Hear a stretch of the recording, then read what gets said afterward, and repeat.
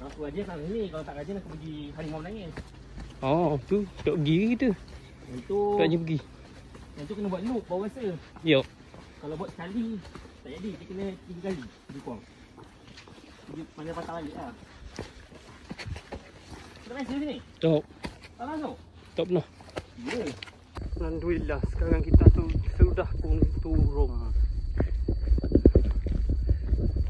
Pengalaman yang sangat berharga untuk saya sebab saya first time hiking Bukit Bau.